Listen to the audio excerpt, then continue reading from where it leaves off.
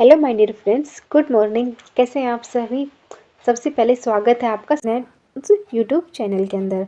यानी आपकी सक्सेस आपके हाथों के अंदर ही है। इसके लिए आपको मेहनत तो करनी पड़ेगी। बिना मेहनत तो आपको कुछ भी नहीं मिल सकता। जैसे कि आप सभी जानते हैं फ्रेंड्स, मैं आपको जीव विज्ञान और वनस्पति विज्ञान के कुछ क्वेश्चन करवा रही हूँ। जैसे कि 50 क्वेश्चन को मैंने कल कवर कराया था और 50 क्वेश्चन को मैं आज कवर कराऊंगी। तो चलिए स्टार्ट करते हैं नए जोश के साथ। इसके लिए फ्रेंड्स, सबसे पहले मैं आपको ये बता दूं कि इन जो क्वेश्चन मैं आपको करवा रही हूँ, इनकी एक ई बुक भी है। अगर आपको वो परचेज़ करनी है तो इसका लिंक आपको डिस्क्रिप्शन में मिल जाएगा। यहाँ से आप लिंक्स पे देख सकते हैं और ये हमारे कॉन्टैक्ट नंबर है। अगर कुछ डाउट हो तो आप इनके ऊपर कॉल करके हमसे बात कर सकते हैं। हर बात का आपको सॉल्यूशन मिल जाएगा।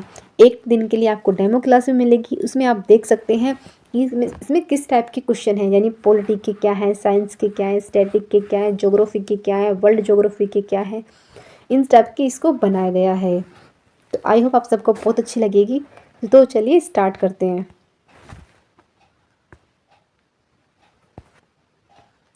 स्टार्ट करते हैं माय डियर फ्रेंड्स 51 क्वेश्चन से। जैसे कि आप सभी जानते हैं कि हमने 50 क्वेश्चन कल करवा दिए थे। आज का हमारा क्वेश्चन है 51। ये क्या बोलता है? जो अंतःस्रावी तंत्र होते हैं उसका अध्ययन क्या कहलाता है? तो अंतःस्रावी तंत्रों का अध्ययन कहलाता है एंड्रोकाइलोजी। जो अंतःस्रावी तंत्रों का अध्ययन कहलाता है। नेक्स्ट है 52। ये क्या बोलता है? भ्रूणीय संवर्धन का अध्ययन विज्ञान की किस शाखा के अंतर्गत किया जाता है?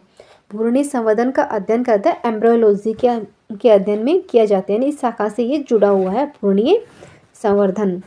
नेक्स्ट आता है फ्रेंड्स 53। मानव जाति के सांस्कृतिक विकास का अध्ययन किसमें किया जाता है? यानी सांस्कृतिक विकास का अध्ययन कहलाएगा एंथ्रोपोलॉजी। नेक्स्ट है 54। जीव जातियों के नामकरण और वर्गीकरण का अध्ययन क्या कहलाता है? जीव जंतुओं का नामकरण और वर्गीकरण, इनको किस किस वर्ग में कैसे बांटा गया है, वो कहेंगे टैक्सोनॉमी। नेक्स्ट है 55।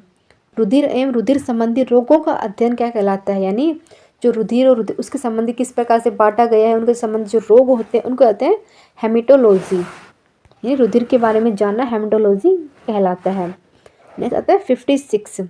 ये क्या कहते हैं फ्रेंड्स? सूर्य के प्रभाव से चिकित्सा करने की जो प्रक्रिया होती है उसे क्या कहलाते हैं? यानी जो सूर्य के प्रभाव में जो चिकित्सा होती है उसको बोलते हैं हीलियोथेरेपी। नेक्स्ट आता है 57। अन्य ग्रहों पर संभावित जीवों की उपस्थिति का अध्ययन क्या कहलाता है? यानी ग्रहों के ऊपर संभावित जीवों का जो अध्ययन करते हैं उसका कहलाता है एक्सोबायोलॉजी। नेक्स्ट 58। ये क्या बोलता है? किस जीव को उड़ने की क्षमता होने के बावजूद पक्षी वर्ग के अंतर्गत शामिल नहीं किया जाता है? तो कौन सा होता है? चमगादड़। चमगादड़ में उड़ सकता है लेकिन इसको पक्षियों में शामिल नहीं किया जाता है। ये क्वेश्चन एग्जाम में पूछा हुआ भी है। नेक्स्ट है 59। नेन हरित सवाल। जीवाणु कवक में लवक नहीं पाया जाता बल्कि लोमनी के आकार के कौन सी रचना पाई जाती है? तो बताइए कौन सी पाई जाती है? वो आती है कोमेटोफोर्स, जो कि इसमें एक संरचना एक मतलब एक प्रकार की संरचना होती है ये। नेक्स्ट है क्वेश्चन नंबर 60। ये कहते हैं किन पौधों में जाइलम वाहिका का अभाव होता है? यानी कौन से पौधे होते हैं जिसमें जाइलम वाहिका नहीं होती है? वो होती है आवर्तबीजी या फिर टेरिडोफाइटस, जिसके अंदर जाइलम नहीं होता है। नेक्स्ट है 61। ये क्या बोलता है? कौन से क्षार डीएनए आरएनए दोनों पाए जाते हैं? यानी कौन से क्षार के अंदर डीएनए और आरएनए दोनों होते हैं? वो होती है एबिनिन, गवानिन और साइटोसिन। इन तीन के अंदर दोनों चीज़ पाई जाएगी। नेक्स्ट है 62। प्रकाश संश्लेषण के दौरान प्रकाशित और अप्रकाशित अभिक्रिया जो क्लोरोप्लास्ट में संपन्न होती है उनको क्या बोलते हैं? तो कौन सी होती है? एक होती है ग्रेना, एक होती है स्ट्रोमा। दो क्रियाएं होती हैं इसके अंदर जो प्रकाश और अप्रकाश दोनों में होती हैं। नेक्स्ट है 63। मोलस्का संघ के कुछ जंतु नीले और हरे रंग के जो रक्त के कारण होते हैं वो किसकी वजह से होते हैं? उसके होते हैं मोलस्का संघ के, अतः हीमोयासिन के कारण होते हैं। वो कुछ नीले होते हैं, कुछ हरे रंग के होते हैं। नेक्स्ट है 64। विषाणु, जीवाणु, माइक्रोप्लाज्मा, यीस्ट में सबसे छोटा जीव कौन सा है? ऐसे क्वेश्चन एग्जाम होते हैं। विषाणु भी छोटा होता है, जीवाणु भी छोटा होता है, माइक्रोप्लाज्मा भी छोटा और यीस्ट भी छोटा होता है, लेकिन सबसे छोटा कौन है? वो आ जाएगा माइक्रोप्लाज्मा होता है जो सबसे छोटा होता है। नेक्स्ट है 65। ये क्या बोलता है? जीवाणुओं को पौधे के रूप में माना जाता है, इसका मुख्य कारण क्या होता है? जो जीवाणु होते हैं उनको हम पौधे के रूप में मानते हैं क्योंकि उनमें कठोर कोशिका भित्ति पाई जाती है, इसकी वजह से इनको हम पौधे के रूप में माने जाता है। नेक्स्ट है 66, एक गोल जीवाणु क्या कहलाता है? जो एक गोल जीवाणु होता है वो क्या कहलाएगा? कोकस। नेक्स्ट है 67, वो जीवाणु जो आकार में छोटे होते हैं वो क्या कहलाते हैं? तो आकार में छोटे होंगे उनको क्या कहते हैं? गोलाणु। नेक्स्ट है 68 क्वेश्चन, जीवाणु की साधारण आकृति कैसी होती है? यानी नॉर्मल आकृति उनकी क्या होती है? होती है छड़, जो उनकी नॉर्मल आकृति होती है। नेक्स्ट है 69, जीवाणु कोशिकाओं नील हरित शैवाल में क्या नहीं पाया जाता? यानी जो जीवाणु कोशिका होती है और नील हरित शैवाल होती है उसके अंदर सूत्रकणिका यानी माइटोकॉन्ड्रिया नहीं पाया जाता है। ये क्वेश्चन एसएससी 2014 में पूछा हुआ गया क्वेश्चन है। नेक्स्ट आता है 70, ये क्या बोलता है? कवक लाइकेन जीवाणु हरे शैवाल में किसमें वास्तविक केंद्र उपस्थित नहीं होता है? तो किसमें नहीं होता है? जीवाणु के अंदर नहीं होता है। वो देखो कवक में भी होता है, लाइकेन में भी होता है और हरे शैवाल में भी होता है, पर जीवाणु के अंदर नहीं होता है। नेक्स्ट है 71, वो जीवाणु जो सीधे वायुमंडल नाइट्रोजन को नाइट्रोजन यौगिक में बदलते हैं वो क्या कहलाते हैं? जो वायुमंडल के अंदर होते हैं और नाइट्रोजन को नाइट्रोजन यौगिक में ही बदलते हैं तो क्या कहलाएंगे? नाइट्रोजन स्थिरीकरण जीवाणु। नेक्स्ट क्वेश्चन नंबर 72, अधिक नमक वाले अचार में जीवाणु रहित नहीं पाता है, उसका मुख्य कारण क्या होता है? आपने देखा होगा किसी नमक के अंदर किसी अचार में नमक ज़्यादा गिर गया तो उसमें क्या होता है? उसमें होता है ये द्रव कुंचित हो जाते हैं और इस तरह से मर जाते हैं, उसमें जीवाणु हो ही नहीं पाते क्योंकि उसमें नमक की मात्रा बहुत ज़्यादा हो जाती है। आप सब पता है नमक तो जीवाणु के लिए वैसे ही एक तरह से दुश्मन के बराबर होता है, तो उसमें जीवाणु पनप ही नहीं पाते हैं। नेक्स्ट है 73, मानव की आंत में पाए जाने वाला कौन सा जीवाणु है? तो अजय एस्रिया कोलाइया, जो कि मानव की आंत में पाए जाने वाला जीवाणु होता है। नेक्स्ट है 74, भोजन की विकासता किससे उत्पन्न होती है? जो भोजन की विकासता होती है वो होती है क्लोस्ट्रीडियम बोटुलिनम से। नेक्स्ट आता है 75, ये क्या बोलता है? मानव हृदय का कौन सा निलय पूर्णतः ऑक्सीकृत रहता है? जो कि महाधमनी के माध्यम से संपूर्ण शरीर में भेजता है, तो कौन सा होगा? बायां निलय। नेक्स्ट होता है 76, आय वृद्धि के साथ जीवों में जो होने वाले परिवर्तन हैं उनको क्या कहते हैं? आय वृद्धि के साथ जो जीवों में जो चेंजमेंट होते हैं उनको बोलते हैं जरा विज्ञान। नेक्स्ट आता है 76, अधिकांश कीट किसके द्वारा श्वसन करते हैं? तो देखिए वातक तंत्र के द्वारा। अधिकांश जो कीट होते हैं वो वातक तंत्र के द्वारा श्वसन करते हैं। नेक्स्ट आएगा 77, ईस्ट मशरूम में किस प्रकार का जीव होता है? जो ईस्ट मशरूम होता है वो किस प्रकार का होता है? वो हो जाएगा फफूंदी यानी फुंगी टाइप के इस उसमें पाए जाते हैं। नेक्स्ट आ जाएगा 78, कोशिका में पाए जाने वाला प्रमुख घटक कौन सा है? तो जाएगा सेल्यूलोज, जो कि कोशिका में पाए जाने वाला प्रमुख घटक होता है। इसके बाद आता है 79, ये क्या बोलता है? कुनेन जिसमें सिनकोना नामक पादप की छाल प्राप्त किया जाता है उससे किस बीमारी का उपचार किया जाता है? तो सिनकोना नामक पादप से हम कौन सा करते हैं?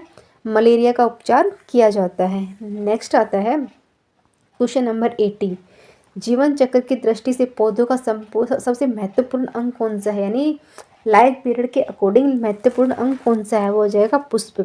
एक पौधे का काम ये होता है पुष्प को बनाना, सबसे महत्वपूर्ण पार्ट यही होता है।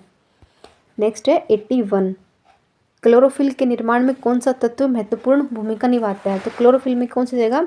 मैग्नीशियम यानी Mg। नेक्स्ट है कुनेन किसका उदाहरण है? जो कुनेन होता है वो होता है आवर्तबीजी पादप का उदाहरण होता है। नेक्स्ट 83, सेब में पाए जाने वाले लाल रंग का कारण क्या होता है? आप सभी ने देखा होगा कुछ कुछ सेब के अंदर लाल रंग पाया जाता है, वो किसकी वजह से होता है? वो होता है एंथ्रोसाइजिन की वजह से वो रेड कलर का हो जाता है। नेक्स्ट है 84, टमाटर का रंग जो रेड कलर का क्यों होता है? यानी टमाटर रेड ही क्यों होते हैं? तो हो जाएंगे लाइपिकोन, यानी सेब का अलग हो जाएगा, टमाटर का अलग हो जाएगा। नेक्स्ट है 85, सहसूत का जो फल होता है उसका वैज्ञानिक नाम क्या होता है? तो जाएगा सेरोसिस। 86 क्या बोलता है? नेपिथिस खासिया नामक पौधा मुख्यतः भारत के किस राज्य में पाया जाता है? नेपिथिस पाया जाता है मेघालय के अंदर, जो भारत में मुख्य रूप से वहीं पाया जाता है।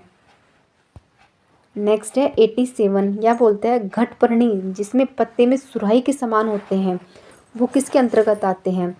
तो वो आते हैं गट पर नहीं आएंगे, कीट भक्षी पादप की वजह से उनको सुराही की तरह वो कर देते हैं काट काट कर। नेक्स्ट 88, सबसे बड़ा अकशेरुकीय जीव कौन सा होता है? तो सबसे बड़ा अकशेरुकीय जीव होता है कोलासेड सिकड़, जो कि सबसे बड़ा अकशेरुकीय जनन होता है। नेक्स्ट आता है 89, ये क्या बोलता है? कौन सा प्राणी अपने आंत में जल संग्रह करता है? तो वो कौन सा प्राणी करता है? होता है ऊंट, जो कि अपने आंत में जल संग्रह करता है। नेक्स्ट आता है क्वेश्चन नंबर 19, चट्टानों पर उगने वाला पादप को क्या कहते हैं? तो चट्टानों पर जो पादप उगते हैं उसे बोलते हैं सैलोदिद, जो कि चट्टानों के ऊपर मुख्य रूप से पाए जाते हैं। नेक्स्ट आता है 91, ये क्या बोलते हैं? जल और स्थल दोनों पर रहने वाले जो जीव होते हैं उसको किस वर्ग में बांटा, यानी किस वर्ग में उनको डिफाइन किया गया है? जो जल और स्थल दोनों पर रहते हैं तो उनको बोलते हैं उभयचर। नेक्स्ट आता है 92, हल्दी पौधे की किस भाग के खाने से इस्तेमाल किया जाता है? जो हल्दी का जो पौधा होता है उसका कौन सा भाग हम खाने के रूप में यूज़ करते हैं? वो जो है कि तना। नेक्स्ट आता है 93, लाल मिर्च में किसकी उपस्थिति के कारण के वो तीखा होता है? जो रेड लाल कलर की जो मिर्ची होती है वो किसकी वजह से तीखी होती है? कैप्सिन, यानी कैप्सिकम समझ से याद कर सकते हो, कैप्सिन की वजह से वो तीखी होती है। नेक्स्ट आता है 94, ये क्या कहता है? जो रेशम का कीड़ा होता है वो अपने लाइफ पीरियड में किस अवस्था में वाणिज्य तंतु को उत्पन्न करता है? तो रेशम का कीड़ा कब करता है? वो कहता है जो प्यूपा अवस्था में होता है ना, उस टाइम वो वाणिज्य तंतु को उत्पन्न करता है। नेक्स्ट होता है 95, गर्म रुधिर वाले समतापी जंतु के शरीर में तापमान कैसा होता है? जो गर्म रुधिर वाले होते हैं वो होते हैं सदैव एक समान ही रहते हैं, उनका कभी मतलब ठंडा गर्म नहीं होता, हमेशा गर्म ही रहेगा। नेक्स्ट आता है 96, ये क्या बोलता है? एंटीबायोटिक्स अधिकांश किससे प्राप्त होते हैं? तो वो होते हैं जीवाणुओं से एंटीबायोटिक्स प्राप्त होते हैं। नेक्स्ट आ जाएगा 97, नाइट्रोजन स्थिरीकरण में लेग हीमोग्लोबिन का कार्य क्या होता है? तो क्या होगा? वो होगा ऑक्सीजन का अवशोषण होता है नाइट्रोजन में स्थिरीकरण का कार्य।